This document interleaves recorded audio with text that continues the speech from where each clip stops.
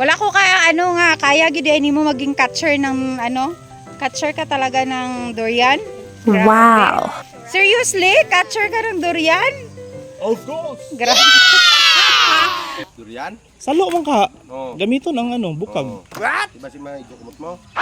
Di ah. Gamay na daan nga sikyat daan. Basi mag-igo daan sa durian sa daon. Lain na direksyon niya. Tara guys, dili na to ni pwede palagpason na opportunity. It's durian catching time.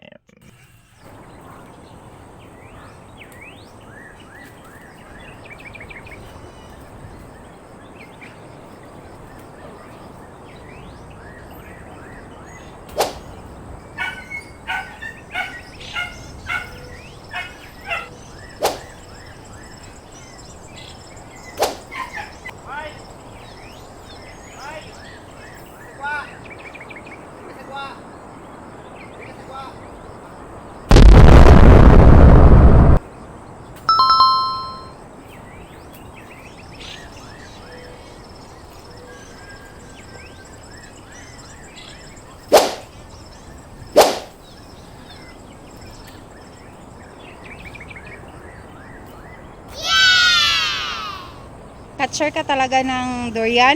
Grabe. Seriously? Catcher ka ng durian? Of course! Grabe. Hindi abi magpati si Toto. Kamalungan na malo. Iya, di ba? Ti ano nakaroon ka kay na-prove mo gali nga kaya mo gali manalo. To tarunga lang to nga. Hindi maigo sa itsura sang bana ko to ah.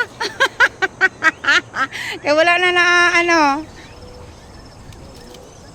Gulang na tanan niya kay sige nakatagak. Paano mo bakalan to nga gulang na? Tikay perte nakadamo ka kahulog. Habok ni amo sinyo. Basta mag-itag na ning... Dere, maghabok na siya dere. Amo na nga gulang na. Paano mo nalaman na naghahabok siya? Kasi ito, nag-swell siya. Ay. Normal pag di pa siya gulang. Pantay yan. Ah, okay. Okay. Be, ano sabi mo? Pag mag-swell yung last na... dali. Swelling ba? Swelling abscession. Okay. Oh, tanawa guys, paano sila mag-harvest?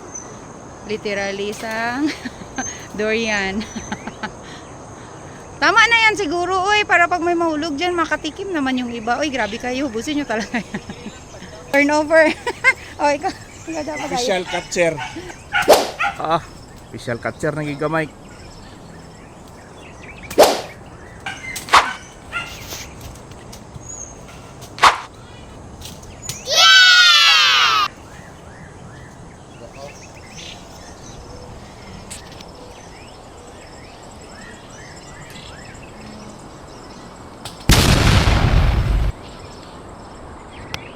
Wow.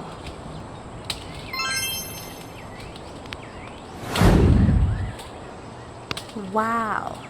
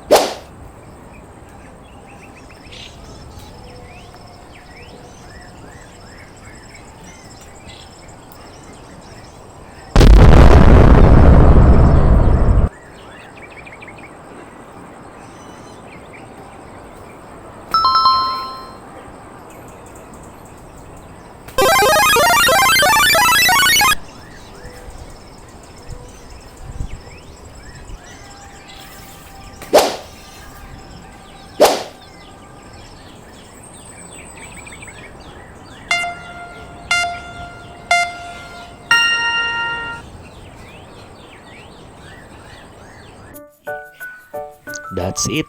Humanatag durian catching. So kids, do not try this at home. Leave it to experts kay basig mga pangos yung naong.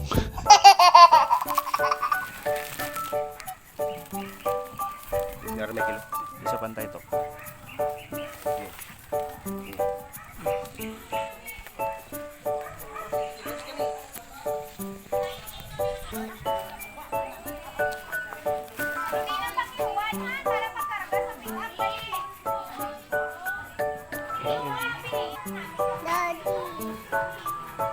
Hoy!